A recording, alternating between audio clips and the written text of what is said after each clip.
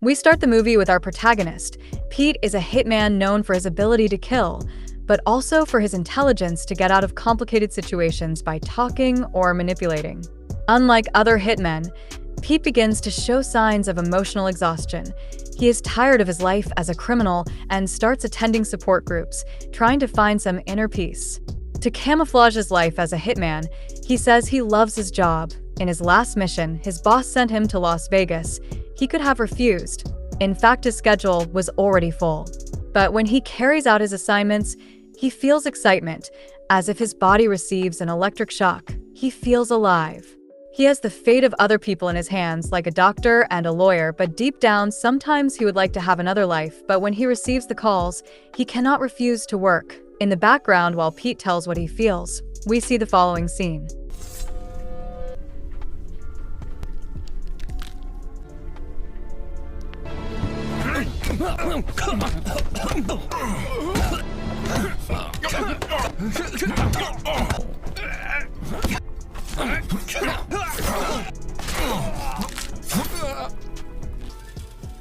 On the other hand, we meet Mateo Accardo, the leader of the criminal organization where Pete works. While he talks with his daughter through messages, one of his men calls him, pointing out that it is of high importance. At the organization's headquarters, more specifically in his office, they found a hidden microphone. Apparently, they have a snitch in the organization. One of his men saw Pete leaving the office. He seemed suspicious. Without hesitation, Accardo orders his men to interrogate him. While Pete was walking, Accardo's thugs coordinate to attack him by surprise. They knock him unconscious and call their boss to ask for instructions. Accardo informs them that first they must get information out of him. Once he talks, they will have to kill him. When he regains consciousness, Pete wakes up next to one of his partners in the business. Anatoly is a lethal assassin who has carried out 47 jobs without a single failure. Anatoly orders his men to hold his arms. He never thought they would be in this situation. It is impossible for him to believe he is a snitch, but business is business. Confused, Pete points out that he does not know what he is talking about. He thought he was angry for not attending one of his basketball games. Anatoly asks him to tell everything he talked about. He asks one of his men to torture him, and when he turns on the blowtorch, Pete attacks the thugs and manages to free himself. He asks them to calm down and assures them that there has been a misunderstanding. However, the men begin to arm themselves. They grab chains, hammers, and bats. With no other choice, our protagonist faces them. In less than a minute, he ends up leaving them unconscious in a brutal way.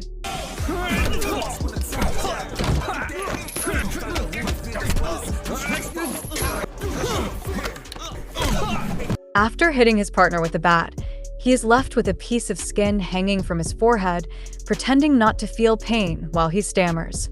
He accuses him again of being a snitch. He betrayed the family, and now he will have to pay. Pete assures him that he is wrong.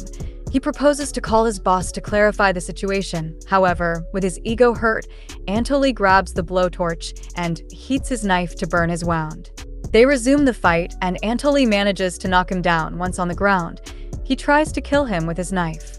Luckily, due to the blood loss, Anatoly ends up losing consciousness.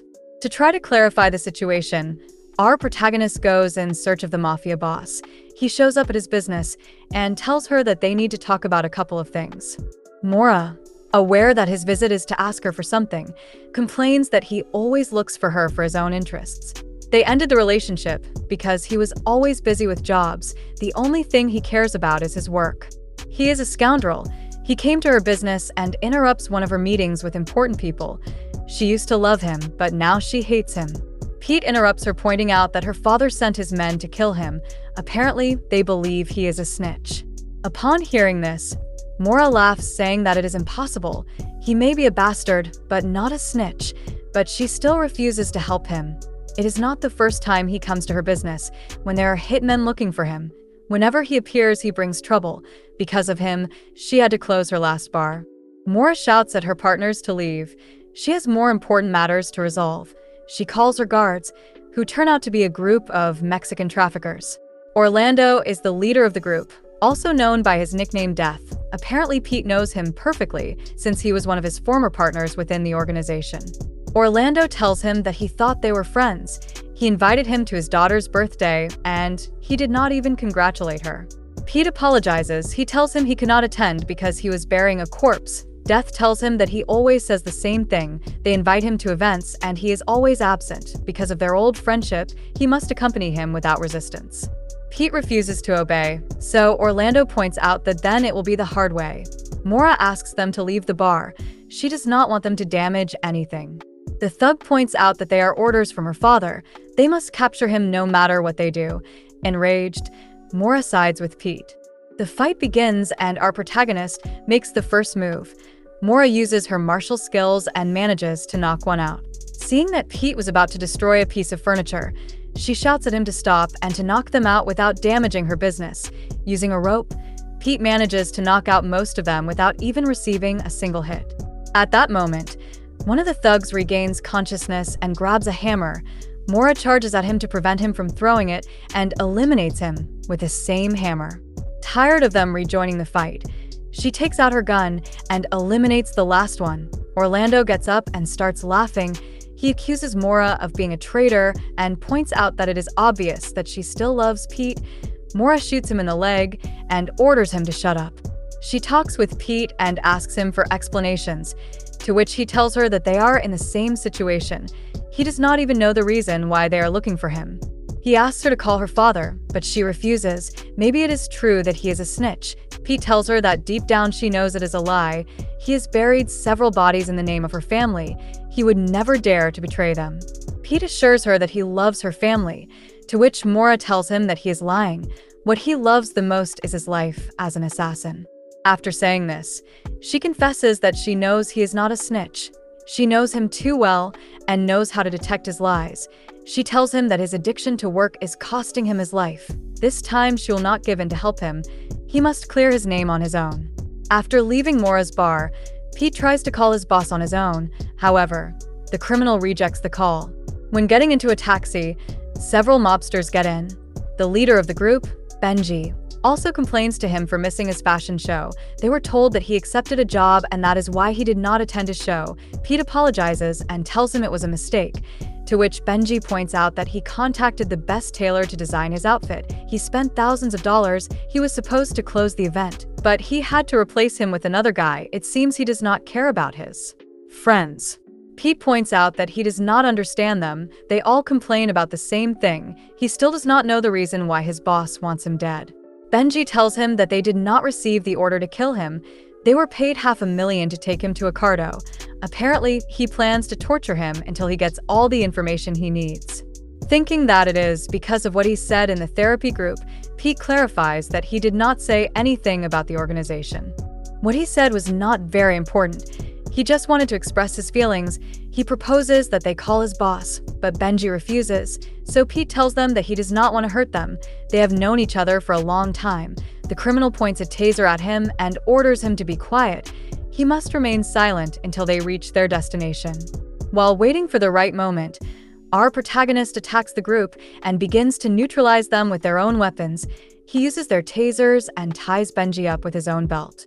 After leaving them unconscious, he throws them out of the vehicle and heads off in search of a man named Thanatos, who turns out to be another of the organization's best hitmen.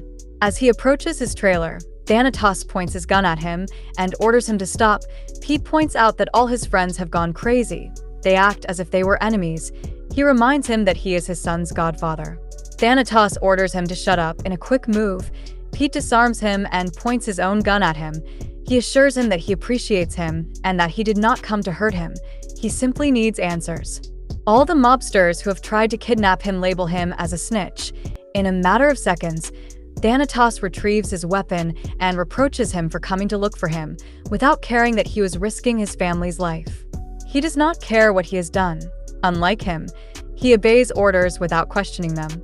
Pete disarms him again and assures him that he is not a snitch. His partner tells him that his boss thinks otherwise.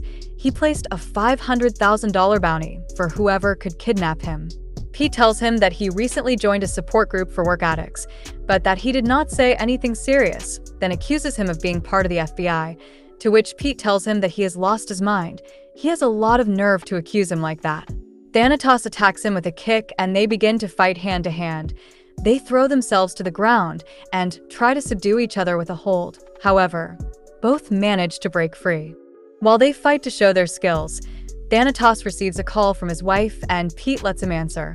Upon noticing the tiredness in his voice, his wife accuses him of being unfaithful, to which Pete shouts that they are just training. After hanging up the call, Thanatos tries to surprise him with a billiard ball. Pete applies a hold, and his rival manages to reverse the position. While he has him on the ground, he reproaches him for missing every time they invited him to his house. His daughter invited him to a school event, and he did not even warn that he would not be able to make it. He releases him and tells him that he and his family care about him, but the feeling does not seem to be mutual. If he really claims not to be a snitch, he must find a way to clear it up with Accardo. He has 24 hours to do so. Otherwise, Accardo will offer a more tempting sum for him to personally go after him. On the other hand, while Mora was meditating, Pete appears again to try to ask her for help once more. Mora points out that she is tired of the same thing. Her ex-boyfriend tells her that she is also involved in the Mafia. She cannot deny it even if she wants to. Mora tells him that it is different. Pete is the only one who is obsessed with his job. He must look around him. Everyone has family, passions, friendships that have nothing to do with the criminal life. Everyone is living their life except him. He wants to die being a legend. He wants everyone to remember his name. While Pete explains what he wants in his life, Mora stands up and knocks him unconscious with a blow dart. In his deep sleep, in his mind, Pete thinks he is in a therapy session. In it, he explains that his boss wants to fire a great employee, that someone is him. He feels betrayed. Everyone is trying to kill him for $500,000. When he regains consciousness, Pete realizes that Mora healed his wounds. He thanks her and tells her that since they ended their relationship, he has not dated anyone out of respect.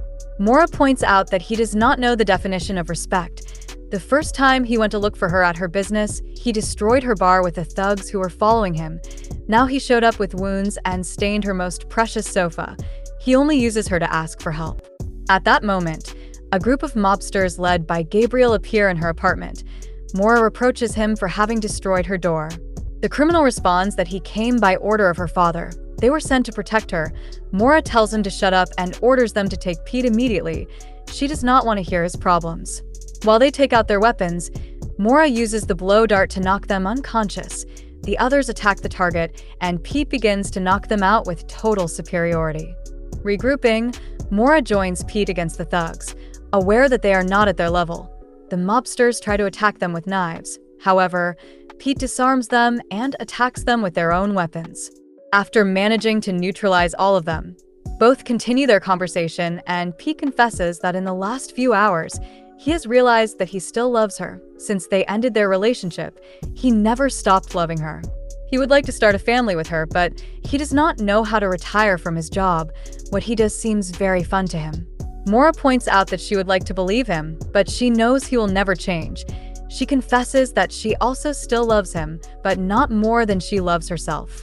Pete tells her that he will do everything possible to change. Mora tells him that he must change, but he has to do it from the heart. Meanwhile, the Mafia boss is scolding the leaders of the gangs he sent in search of Pete. The mission was simple. They had to interrogate him and get information out of him. However, the three of them are in his apartment with the operation failed. They are supposed to be the best, but they were defeated by a single man. The three point out that Pete is a killing machine. He is the best at what he does. Death tells him that his daughter shot him in the leg. Accardo approaches and tells him that his daughter is just as dangerous as him. If she shot him in the leg, it is because he deserved it. He does not want him to talk about her again. At that moment, he receives a call from his daughter, and she tells him that Pete is in her apartment, but that he only wants to talk to him. Accardo reproaches him that he never thought he would be a traitor. He expected it from everyone, except him. He took him into his organization when he was just a stray dog. He gave him a job and a family. In fact, he agreed that he would marry his daughter. He wanted him to start a family with her, but his betrayal has him unhinged. Pete assures him that he never betrayed his trust. Whatever they told him must be a misunderstanding. He would never dare to do something that puts the family in danger. Although he must confess that he also feels hurt, he put $500,000 on his head. He thinks it is an insulting amount for all the bodies he has buried and everything he knows. Enraged by his words, Accardo tells him that he will have until dawn to prove his innocence. After that, every hour that passes, he will increase the price on his head until someone manages to kill him. After hanging up the call, Mora reproaches him for having angered her father. It was very foolish of him to point out that $500,000 is an insulting amount for his head. Now, to prove his innocence, he will have to eliminate a very important rival. Pete tells her that it is a very good idea. He will organize a plan to eliminate the rival gang leader. Mora tells him that she was joking. If he does it, he will provoke a war between gangs. Pete assures her that he will do it with extreme discretion. Once he manages to kill him, her father will be happy and will know that he is not a snitch. It is the only option. He has to prove his innocence. With no other choice, Mora joins his plan and tells him that she will help him. She takes him to her secret room and shows him her entire weapons arsenal. Once armed, they head in search of the target. Mora stays in the truck covering from a distance with a sniper, while Pete equips himself with grenades and approaches the facility to infiltrate it. Mora tells him that there are 2 men guarding the roof. There is a lot of movement inside. As he climbs onto the roof, Mora takes down one and Pete handles the other by snapping his neck. Then he enters through the roof and runs into a distracted group. He approaches silently, and to eliminate them without alerting the others, he grabs a paddle with which he manages to knock them unconscious without giving them a chance to react. To his bad luck, right after taking them out, 2 guards discover him, and Pete is forced to defend himself with a rifle. He throws a grenade to reposition and manages to surprise them from behind. More men appear, and our protagonist takes cover, waiting for one of the thugs to get closer.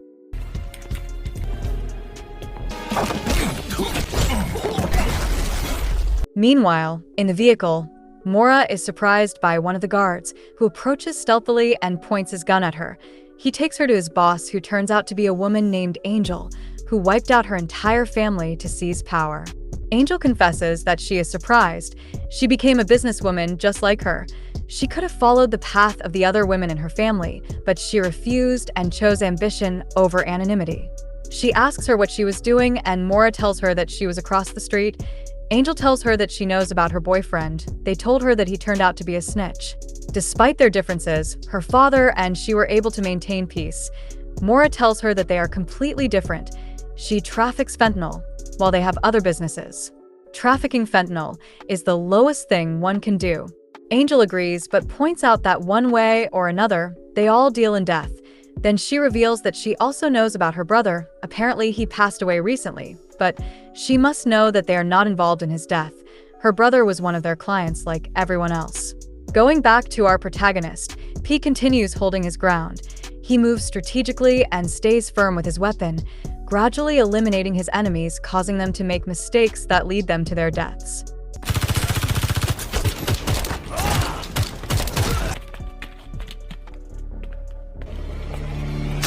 After running out of ammo in his rifle, he uses his pistol to keep fighting his enemies, while taking cover behind some crates.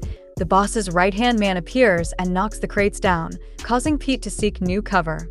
Thanks to this, he manages to land a shot on the vest, and in a quick move, Pete throws a flash grenade with which he manages to disarm the thug.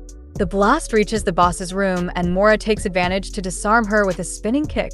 They start fighting, and Angel tries to knock her out with a thermos. However, Mora blocks her attack and throws her across the table. At the same time, our protagonist is fighting the big guy, who seems to have experience in combat. Pete manages to land several hits, but his rival does not even flinch.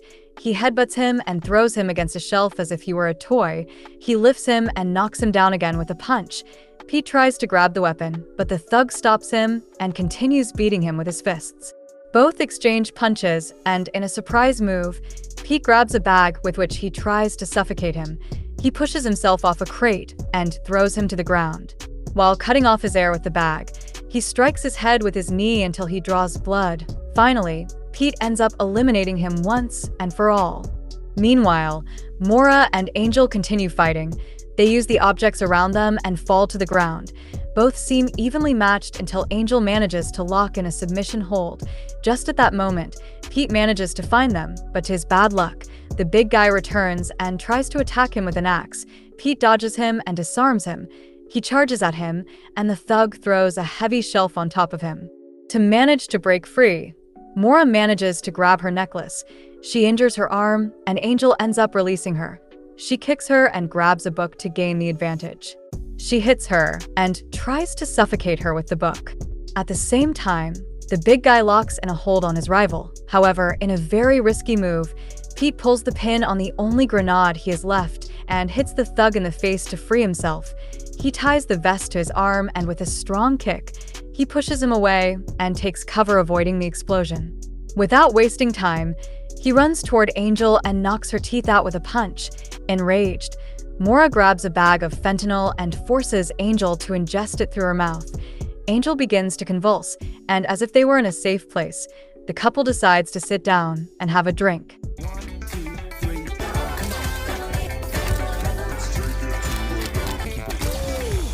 Just before talking to his boss, Pete assures Mora that he will change his life. He does not want to be just a statistic on the Mafia's record. At that moment, Accardo arrives in his vehicle. He gets out, and Pete tells him that they eliminated the rival gang leader.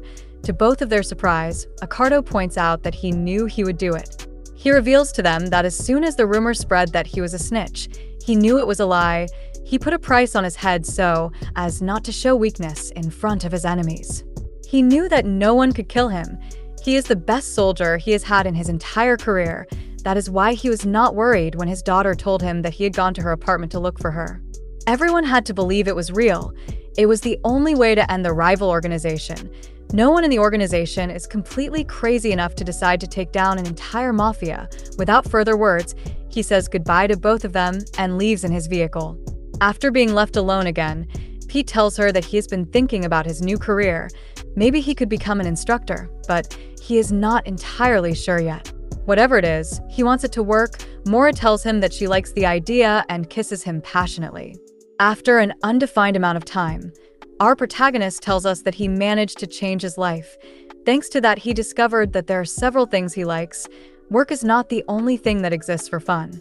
But his change was thanks to his wife, Mora. She was the main reason why he decided to change. Now he realizes that he was not only failing those he loves, he was also failing himself. He was seeking meaning through fame and admiration, but in the end, all of that makes no sense.